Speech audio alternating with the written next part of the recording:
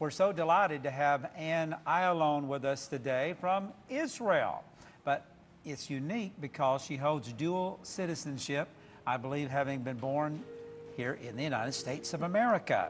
She has her master's degree in business, and she is married to the ambassador of Israel, and I'm sure that's a wonderful love story and adventure. So please join Joni and me as we welcome Ann to the program today. Ann, God bless you. And of course, you are the founder of the Friends of Israel Art, and we're going to hear about that in a moment. We just saw her husband on the news. We did, and he was on with us just a few days ago via video from Israel, and we were delighted to have him share on the program. We were. So, Ann, let's talk about this just a minute. Here you are, a good American girl. How in the world did you end up in Israel and being married to an ambassador? I was born and raised in Ohio of Christian Zionist parents, a wonderful family, and I had traveled around the world quite a bit, but I had never been to Israel. My family had always been very supportive, and an opportunity came up for me to do an internship in Israel while I was in the university, and I went over with Hilton International. And that's the hotel chain. That's Hilton the hotel Hotels. chain. And my husband at that time was fresh out of the Army service, was working as a security officer while he was going to university. And so we met the first week that I arrived in Israel, and he swept me off my feet. Oh. And you didn't have any idea he was going to end up to be an ambassador or anything like that? No. At that time, we were very young, both of us in college. The world was ahead of us, and I just fell in love with Israel, and he proposed 3 months later.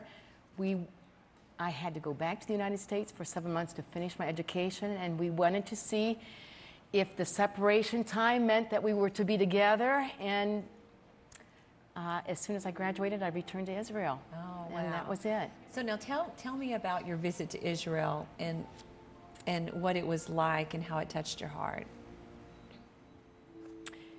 You feel God's Spirit in Israel. Anyone who has been to Israel understands that this is God's land. Yes. And it was a land given to the Jewish people. This is one of the most beautiful places on earth. You see the glory of God everywhere. And you see people struggling to develop and improve this land. And I fell in love with the people. The goodness of their hearts, the compassion, the generosity. And always I was shown kindness. I, as a Christian, visiting Israel, was shown kindness. And I made my heart there and my home there. Our children are there. And we just have really been blessed in our lives there. And you said you fell in love with the people, but one particular you fell in love with was this young soldier. He was tall, dark, and handsome. How did you meet him? How did you happen to meet an Israeli soldier? Well, like you know, he came to me in the employee cafeteria of the hotel, and he asked me, how are relations between Israel and the United States? He was already getting his ambassador practice in, yes, wasn't he? Yes, he was. He was born a diplomat. And he really was very open and wanted to learn, really. He had never been abroad. So I thought this was quite amazing that he had this desire to learn and understand. And he knew that I was a Christian, but it didn't put him off. Aww. And he came over after we were married. You know, he spent a good amount of time with my parents, really learning what it is to be a Christian, knowing that he was a Jew and that they were accepting him and loving him, and for him as a person and who he is. That's so wonderful. And really, we learned the commonalities of the two faiths. Yes. We learned that the Jewish faith is the root of the Christian faith. That's right. And everything that we have in the Christian faith is steeped and born from our Jewish heritage. That's right.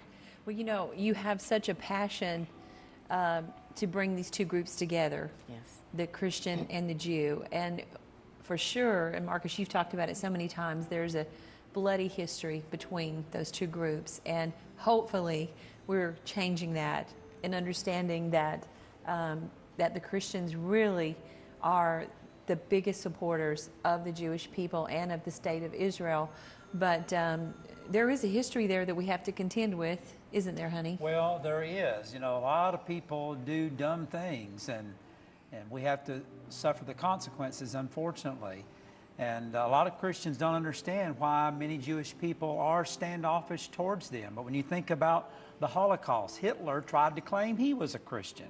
Well, of course he wasn't, but he did it supposedly in the name of God. Then there were the Crusades that, again, was by quote unquote Christians. There was the Spanish Inquisition that was by, I guess you would say, the Catholic Church. And then there are many Christians who have tried to say that it was the Jews that crucified Jesus, when in fact it was the Romans that did that.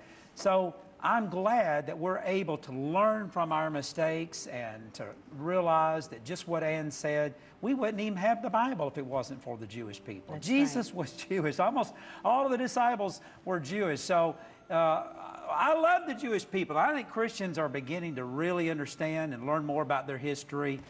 And so you are involved in the Friends for Israel art. Now, were you commissioned by, was it by Ariel Sharon? Is he the one that got you started in that? Oh, Ariel Sharon was the Prime Minister of Israel when my husband was appointed as the ambassador to the United States.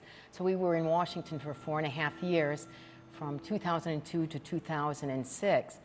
And Ariel Sharon had really a great understanding and appreciation for the Christian people and how they were trying to reach out to the Jewish people and to make, in a sense, make amends and to build relations between the two groups. And so he asked my husband to continue to reach out to the Christian community here in the United States. And that actually is how we got to know many in the United States here who are so supportive of Israel. The Friends of Israel Arts really has nothing to do with that. What I found in being the wife of the ambassador was that often politics and religion got in the way of just daily communication, and sometimes created barriers, created walls. And I found that through culture, we could sometimes show positive aspects of Israel through arts, through music. You listen to your glorious music here. And really show the beautiful things and culture and life that we have in Israel without controversial issues. And so that's why Friends of Israel was started, to bring arts from Israel to grassroots America, to help promote Israel through the arts. Of course, down through the years, many of the most talented artists and singers and musicians have been Jewish people. So Joni and I and the Daystar Singers are coming to Israel Thanksgiving week, and we're going to take a bunch of people with us. And would you encourage the viewers today that if they've never been, that they too need to go and visit Israel at least once in a lifetime? Absolutely. It is the most wonderful opportunity to learn about Israel and to learn about your faith, to have an enriched experience. Israel is so beautiful. It is so safe. 80% of Jesus' ministry is up in the Galilee. You walk there, you just feel God's love. And you will come back with such a reinvigorated spirituality that will just bless you for the rest of your life. Well, I wholeheartedly agree, and I encourage you to come go with us. The information is there on the screen. And in conclusion today, Ann, tell us about the Independence Gala in Washington, D.C. that's going to be in just a few days. I think it begins on May 3rd. There is a wonderful foundation called the International Israel Allied Caucus. And they are Christians united around the world, and they come together to support Israel, to bless Israel, to let Israel know that there is this wonderful Christian support. And the Prime Minister, Bibi Netanyahu, will be there speaking. You have congressmen and members of Knesset who are going to be there. And it's just a wonderful opportunity to learn and share about Israel and support Israel. Well, we just say, shalom, shalom. And we bless Israel. We pray for the peace of Jerusalem. And God himself said, I will bless those that bless you, talking about those that bless Israel and the Jewish people, and I will curse those that curse you. Well, I want to be on the blessing side, don't you? So I am blessing Israel and all of their wonderful people. And it's a delight to have you today. Send our greetings to the ambassador, and continue to pray for Jerusalem and for its peace. And I don't believe it's the plan of God for it to be divided. I believe God gave all that land to Abraham, and then the city of Jerusalem to David, and he wants it to remain in Jewish hands. So